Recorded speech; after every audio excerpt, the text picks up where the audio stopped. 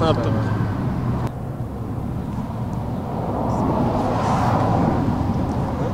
Sizin göreviniz ne? Ben içeride gidiyorum. Hani gündüzlük bu arkadaş da normalde bekçidir. İsmi ben değil.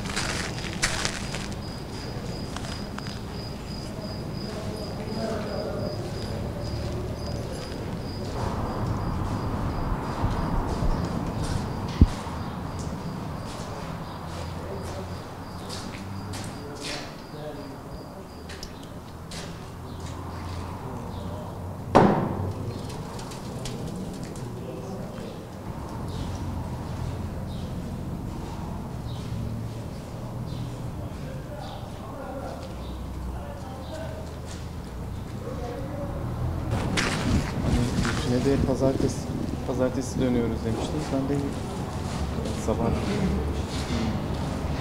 geldim. Kaçta abi?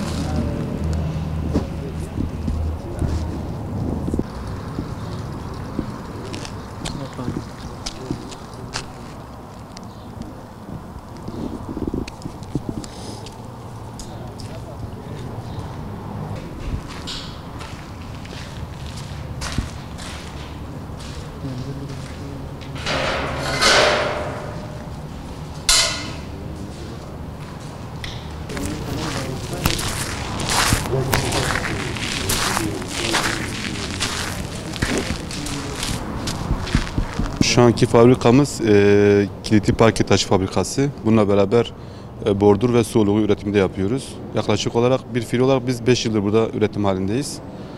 Tabii daha önceden de burada bir fabrika vardı ama atıl durumdaydı. Biz burayı toparladık, istihdam ettik. Yeni makineler aldık. Yaklaşık olarak burada 40 kişi yaklaşık bir çalışan elemanımız var. Burada istihdam ediyoruz. Bu 40 kişiyle beraber yani aileler beraber katarsak 200 kişiye yakın insan burada şu an yani ekmeğini buradan kazanıyor. Biz buranın oluşumunda 4-5 arkadaş bir ara gelip bu fabrikanın oluşumuna katkıda bulunduk. Bir sermaye aktarımı yaptık buraya. Malum fabrikamız da işte dün gece saat 4 sularında elektrik kontağından çıkan bir kıvılcımdan dolayı alev komple her tarafı sarıyor. Zaten biz yetiştiğimizde saat 4.30 civarlarında itfaiye de gelmişti. Gelen itfaiye de yeterli değil. Onlara ilk başta verilen anonsta anız yangını diye bir anons verilmiş. Daha sonra gelen itfaiye ekipleri merkeze bildirerek işte burada fabrikanın yandığını, daha sonra diğer ekipler geldiler. Yani yaklaşık olarak saat 6 sularına yakın fabrikanın yanan yangın söndürüldü. Şu anki zayiatımız zaten şu anki bulan Ermak olan makinamız yaklaşık olarak bugünkü değeri KDV hariç 3,5-4 trilyon civarında bir makinamızdır. Komple artık hurda oldu. Gördüğünüz gibi şu anki görüntülerde demir yığını oldu, yani eridi. Yangında ilk etapta biz geldiğimiz zaman farklı yerlerde alevin yandığını gördük. Biz ilk etapta bir sabotaj dedik. Bu şekilde bir ateş olamaz yani. Bir yerde bir ateş çıkarsa orada yayılır, dağılır yani. Farklı yerlerde ateş görünce biz bunun bir sabotaj olduğunu düşündük. Daha sonradan itfaiyeci arkadaşlarla görüştüğümüz zaman bunun elektrik kablosundan çıkabileceğini kendi fikirlerini mensurdular. Biz de kamera kayıtlarını inceledik. Kamera kayıtlarında şu tarafta normal trafo sigortaların olduğu, kabloların olduğu bir bölüm var. Orada ilk hatta bir kıvılcım oluşuyor. Bir kıvılcımla bu fabrikanın iç izolasyonunu köpük denen bir maddeyle biz ses yalıtımı dışarıya rahatsızlık vermesin diye öyle bir izolasyon yapılmış. Bu da yanıcı bir maddedir. Singerimsi, petrolden yapılan bir üründür. O kıvılcımla alev alıyor ve bu şekilde ateş yayılıyor. Daha sonra yukarıda bir projektör var. Normalde buranın aydınlatılması için, kamera kayıtlarının daha rahat görüntü alabilmesi için o projektörün kıvılcım atmasıyla şu gördüğümüz makinenin normal ana santral yeri var. O da yaklaşık olarak 2000 litrelik yağ deposu var. O kıvılcımın o yağ deposuna sıçramasıyla yağ deposu patlıyor ve otomatikman alev komple fabrikaya yayılıyor. Zaten o yüzden söndürülmesi uzun zaman aldı. Çünkü yanan yağın söndürülmesi çok zordu. İtfaiyeci arkadaşların ne kadar su dökmelerine rağmen o yanan alev daha da bir parlıyordu bu şekilde. Durum bu yani. Şu an fabrika tamamıyla bitik durumda. Üzüntümüz bu kadar insanın işsiz kalması, mağdur olması. Gelen işçi arkadaşların o gözyaşları bizi en çok etkiledi. Yani buradaki maddi zararımızdan çok onların o ruh halleri bizi çok derinden etkiledi. Artık ne diyelim, takdir ilahi, bu da kısmette kaderde varmış.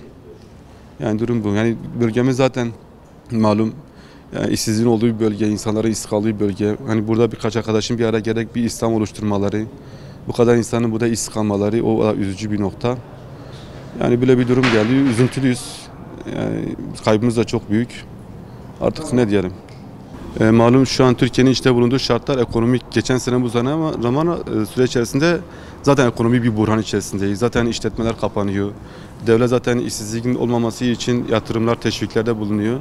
Yani biz bu süreçte zaten bölgemiz zaten bu konuda kan ağlayan bir bölge.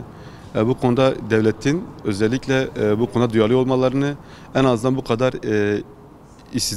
insana istihdam sağlayan bir işletmeye bir el atmaları, en azından bir teşvikle bir şekilde yeni bir makine alınıp yine tekrar bu insanların iş sahibi olmalarını bekliyoruz. Bu mağduriyeti de buradan dile getiriyoruz yetkililere buradan. Artık biz de tabii gerekli mercilere başvuruda bulunacağız. İnşallah olumlu cevap alırız. Bu kadar insan en azından mağdur olup işsiz kalmaz. Gece bekçisiydim.